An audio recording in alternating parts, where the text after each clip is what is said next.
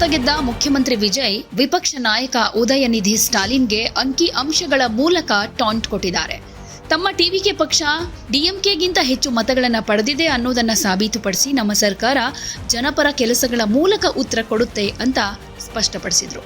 ತಮಿಳುನಾಡಿನ ಬಹುಪಾಲು ಜನರಿಂದ ತಿರಸ್ಕೃತವಾದ ಪಕ್ಷವೊಂದು 35% ಜನರ ಬೆಂಬಲದೊಂದಿಗೆ ಗೆದ್ದ ಪಕ್ಷವನ್ನು ನೋಡಿ ಯಾಕೆ ಹೀಗೆಲ್ಲ ವ್ಯಂಗ್ಯವಾಡುತ್ತಿದೆ ಅನ್ನೋದು ಜನರಿಗೆ ಗೊತ್ತಿಲ್ವಾ ಅಂತ ಮುಖ್ಯಮಂತ್ರಿ ವಿಜಯ್ ಅವರು ವಿಪಕ್ಷ ನಾಯಕ ಉದಯನಿಧಿ ಸ್ಟಾಲಿನ್ಗೆ ನೇರವಾಗಿ ಪ್ರಶ್ನೆ ಮಾಡಿದ್ದಾರೆ. 35% ಜನರ ಬೆಂಬಲದೊಂದಿಗೆ ಗೆದ್ದ ಪಕ್ಷವನ್ನ ನೋಡಿ ಯಾಕೆ ಹೀಗೆಲ್ಲ ವ್ಯಂಗ್ಯವಾಡುತ್ತಿದೆ ಅನ್ನೋದು ಜನರಿಗೆ ಗೊತ್ತಿಲ್ವಾ ಅಂತ ವಿಜಯ್ ವಿಪಕ್ಷ ನಾಯಕ ಉದಯನಿಧಿ ಸ್ಟಾಲಿನ್ಗೆ ನೇರ ಪ್ರಶ್ನೆ ಮಾಡಿದ್ದಾರೆ. ಇದ್ರ ಬಗ್ಗೆ ಎಕ್ಸ್ನಲ್ಲಿ ಟಿವಿಕೆ ನಾಯಕ ಹಾಗೂ ಸಿಎಂ ವಿಜಯ್ ಸುದೀರ್ಘ ಪೋಸ್ಟ್ ಕೂಡ ಹಾಕಿದ್ದಾರೆ. ವಿಧಾನಸಭೆಯಲ್ಲಿ ನಮ್ಮ ಸರ್ಕಾರದ ಮೇಲಿನ ವಿಶ್ವಾಸ ಮತಯಾಚನೆ ನಿರ್ಣಯವನ್ನ ಮಂಡಿಸಲಾಯಿತು. ಈ ಸಂದರ್ಭದಲ್ಲಿ ಅನೇಕ ಪಕ್ಷಗಳ ನಾಯಕರು ನಮ್ಮನ್ನ ಬೆಂಬಲಿಸಿ ವಿರೋಧಿಸಿ ಮಾತನಾಡಿದ್ರು. ಕೆಲವರು ತಟಸ್ಥ ನಿಲುವು ತಳೆದ್ರೆ ಕೆಲವರು ಸಭಾತ್ಯಾಗ ಮಾಡಿದ್ರು.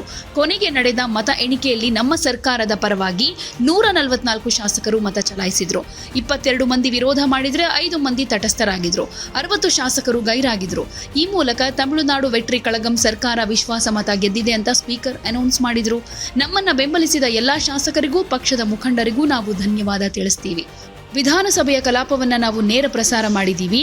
ಆಡಳಿತ ಪಕ್ಷದ ಪರವಾದ ಮಾತುಗಳನ್ನ ಮಾತ್ರ ತೋರಿಸಿ ವಿರೋಧ ಪಕ್ಷದ ಮಾತುಗಳಿಗೆ ಕತ್ತರಿ ಹಾಕೋ ಕೆಲಸವನ್ನ ನಾವು ಮಾಡಿಲ್ಲ. ಇಡೀ ಜಗತ್ತು ಎಲ್ಲವನ್ನೂ ಲೈವ್ನಲ್ಲಿ ನೋಡಿದೆ. ಅದೇ ನಮ್ಮ ಪಾರದರ್ಶಕತೆಗೆ ಸಾಕ್ಷಿ ಅಂತ ಹೇಳಿದ್ರು. ವಿಧಾನಸಭೆಯಲ್ಲಿ ವಿಪಕ್ಷ ನಾಯಕರು ನಮಗೆ ಬಹುಪಾಲು ಜನರ ಬೆಂಬಲ ಇಲ್ಲ ಅಂತ ಹಳೆಯ ಹುಳಿ ಹಿಂಡಿದ ವಾದವನ್ನ ಮತ್ತೆ ಮಂಡಿಸಿದ್ರು. ಇದನ್ನ ಕೇಳಿ ಜನ 2006ರಲ್ಲಿ ಡಿಎಂಕೆ ಸರ್ಕಾರ ಕೇವಲ 24.19% ಮತ ಪಡೆದು ಅಧಿಕಾರಕ್ಕೆ ಬಂದಿದ್ದನ್ನ ನೆನೆದು ನಕ್ಕಿರಬಹುದು. ಅಂಕಿ ಅಂಶಗಳ ಪ್ರಕಾರ ನಮ್ಮ ಟಿವಿಕೆ ಪಕ್ಷಕ್ಕೆ 34.92% ಅಂದ್ರೆ ಸುಮಾರು 35% ಮತ ಸಿಕ್ಕಿದೆ. ಆದರೆ ಮೈತ್ರಿಕೂಟದ ಸಹಾಯದಿಂದ ಗೆದ್ದಿರೋ ಡಿಎಂಕೆ ಪಕ್ಷದ ಸ್ವಂತ ಮತಗಳಿಕೆ ಕೇವಲ 24.19% ಮಾತ್ರ. ಇದು ನಮ್ಮ ಪಕ್ಷಕ್ಕಿಂತ 10% ಕಮ್ಮಿ. ಸಂಖ್ಯೆಯಲ್ಲಿ ಹೇಳೋದಾದ್ರೆ ಟಿವಿಕೆ ಪಕ್ಷ 1,72,26,209 ಮತಗಳನ್ನು ಪಡೆದಿದೆ. ಆದರೆ ಡಿಎಂಕೆ ಪಕ್ಷ ಕೇವಲ 1,19,29,144 ಮತಗಳನ್ನು ಗಳಿಸಿದೆ. ಅಂದ್ರೆ ಡಿಎಂಕೆಗಿಂತ ನಾವು ಸುಮಾರು 53 ಲಕ್ಷ ಹೆಚ್ಚು ಮತಗಳನ್ನು ಪಡೆದಿದ್ದೀವಿ. ಇದೆಲ್ಲ ನಾವು ಹೇಳ್ತಾ ಇರೋ ಲೆಕ್ಕ ಅಲ್ಲ, ಚುನಾವಣಾ ಆಯೋಗವೇ ಕೊಟ್ಟಿರೋ ಡೇಟಾ. ಇಷ್ಟಾದ್ರೂ ನಮ್ಮನ್ನ 3.21 ಕೋಟಿ ಜನ ತಿರಸ್ಕರಿಸಿದ್ದಾರೆ ಅಂತ ಡಿಎಂಕೆ ಹೇಳ್ತಾ ಇದೆ. ಅದೇ ಲೆಕ್ಕದಲ್ಲಿ ನೋಡಿದ್ರೆ ಡಿಎಂಕೆಯನ್ನ 3.68 ಕೋಟಿ ಜನ ತಿರಸ್ಕರಿಸಿದ್ದಾರೆ.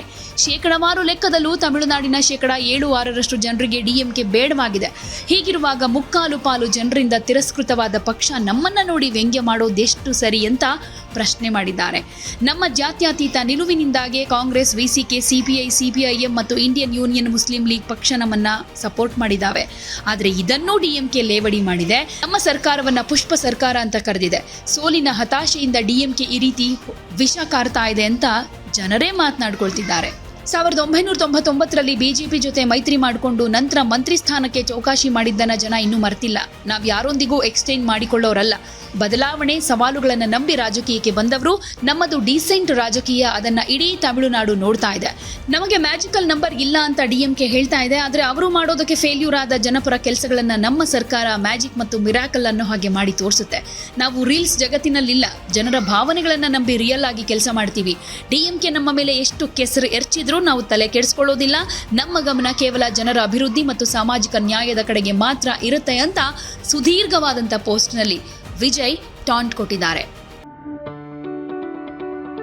ಯಾವುದೇ ಸುದ್ದಿಯ ಅಪ್ಡೇಟ್ ಅನ್ನ ಮಿಸ್ ಮಾಡ್ಕೊಳ್ಬಾರ್ದು ಅಂದ್ರೆ ಈಗ್ಲೇ ಒನ್ ಇಂಡಿಯಾವನ್ನ ಸಬ್ಸ್ಕ್ರೈಬ್ ಮಾಡಿ. ನಿಮಗೆ ಬೇಕಾದ ಭಾಷೆಯಲ್ಲಿ ಎಲ್ಲಾ ಸುದ್ದಿ ತಿಳಿಬೇಕು ಅಂದ್ರೆ ಒನ್ ಇಂಡಿಯಾ ಆಪ್ ಅನ್ನ ಡೌನ್ಲೋಡ್ ಮಾಡ್ಕೊಳ್ಳಿ.